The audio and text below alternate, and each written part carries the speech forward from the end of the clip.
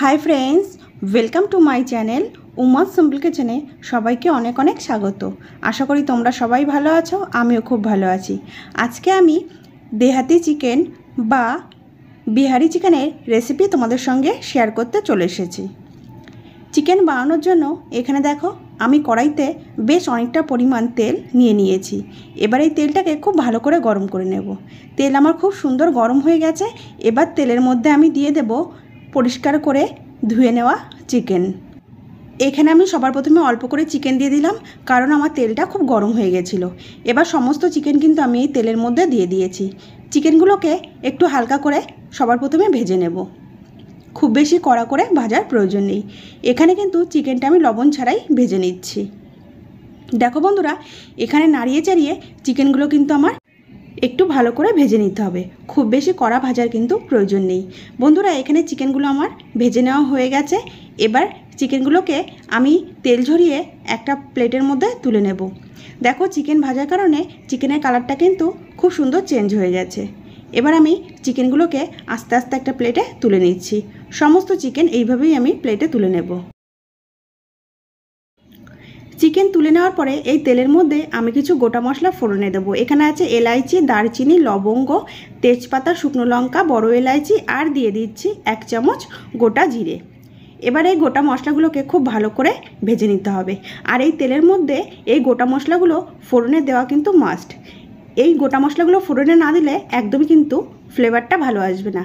আর দিয়ে দিলাম কিছু গোটা খোসা ছাড়ানো রসুন, দিয়ে দিয়েছি আদার পেস্ট, আর দিয়ে দিচ্ছি 2টো গোটা রসুন, আর দিয়ে দিলাম 3টে গোটা ছোট সাইজের পেঁয়াজ। এবার এই সমস্ত কিছু খুব ভালো করে একবার ভেজে নেব। দেখো বন্ধুরা এখানে কিন্তু আমি খুব ভালো করে ভেজে নিয়েছি। এবার দিয়ে দিচ্ছি কুচিয়ে নেওয়া পেঁয়াজ। পেঁয়াজের পরিমাণটা আমি একটু বেশি দিয়েছি। চিকেনে পেঁয়াজের পরিমাণটা বেশি দিলে চিকেনটা খেতে কিন্তু ভীষণ টেস্ট হয়। এবার এই সমস্ত কিছু খুব ভালো করে ভেজে নেব। পেঁয়াজগুলো নরম হওয়া পর্যন্ত আমার কিন্তু ভালো করে ভেজে নিতে হবে। পেঁয়াজগুলো কিছুক্ষণ নাড়িয়ে চাড়িয়ে ভেজে নেওয়ার পর আমি এর মধ্যে দিয়ে দেব পরিমাণ মতো লবণ।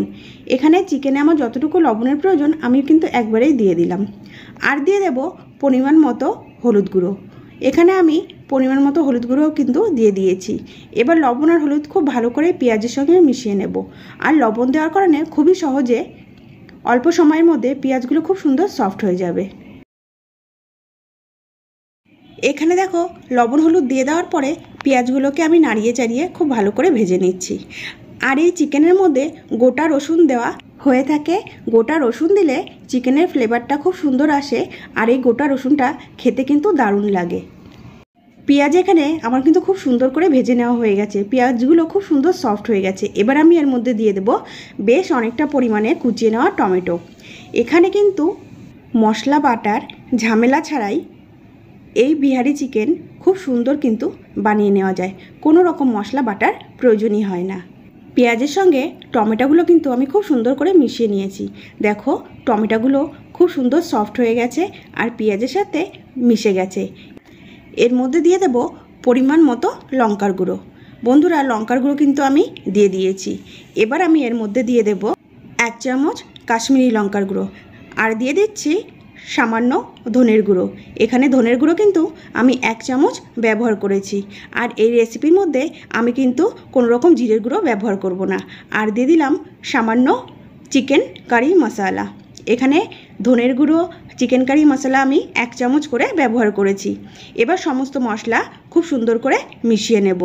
মিশিয়ে নেওয়ার আগে আমি এর মধ্যে দিয়ে দিলাম সামান্য চিনি, আর দিয়ে দিচ্ছি সামান্য জল, যাতে করে মশলাটা নিচে থেকে ধরা না লাগে বা পুড়ে না যায়। এবার আমি এই সমস্ত মশলা খুব ভালো করে কষিয়ে নেব। বেশ অনেকটা সময় ধরে কষিয়ে নেব।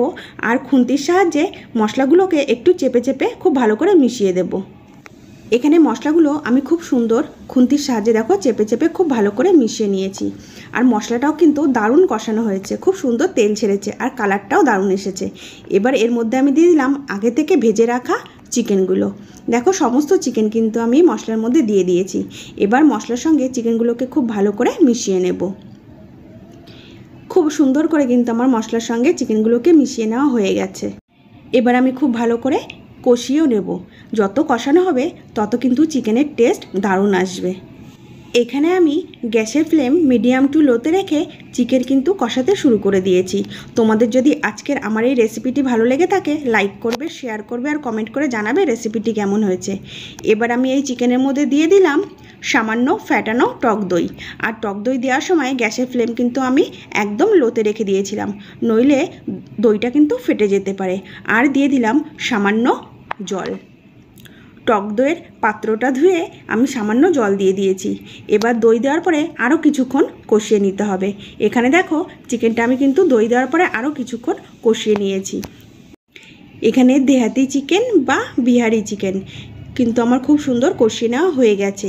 এবার আমি এর মধ্যে দিয়ে দেব সামান্য জল। সামান্য জল আমি দিয়ে দিয়েছি। এবার খুব ভালো করে আমি বেশ কিছুটা সময় ধরে ফুটিয়ে নেব বা রান্না করে নেব। জলটাও খুব সুন্দর করে মিশিয়ে নিয়েছি। তোমরা যদি আমার চ্যানেলের নতুন নতুন ভিডিও পেতে চাও অবশ্যই আমার চ্যানেলটিকে সাবস্ক্রাইব করবে। আর যদি তোমরা ফেসবুক থেকে দেখে থাকো তাহলে অবশ্যই আমার পেজটাকে ফলো করে দেবে। দেখো এখানে কিন্তু চিকেন খুব সুন্দর করে ফুটতে শুরু করে দিয়েছিল আর চিকেন খুব সুন্দর ফুটেও গেছে আর গ্রেভিটা বেশ অনেকটা শুকিয়ে গেছে। এবার ওপর থেকে ছড়িয়ে দিয়েছি বেশ অনেকটা পরিমাণে ধনেপাতা কুচি। ধনেপাতা কুচি এবার খুব সুন্দর করে আমি কিন্তু চিকেন গ্রেভির সাথে মিশিয়ে নিয়েছি। কালারটা যেমন সুন্দর এসেছে খেতেও কিন্তু দুর্দান্ত হয় এই বিহারি চিকেন। চিকেন আমার রেডি হয়ে গেছে। এবার আমি তোমাদেরকে সার্ভ করে দেখিয়ে দেবো। দেখো বন্ধুরা কতটা লোভনীয় দেখতে হয়েছে। আজকের মতো ভিডিওটি আমি এখানেই শেষ করছি। আবারও দেখা হবে নতুন কোনো রেসিপির সাথে। তোমরা সবাই ভালো থাকবে, সুস্থ থাকবে। সম্পূর্ণ ভিডিওটি দেখার জন্য সবাইকে অনেক অনেক থ্যাংক ইউ।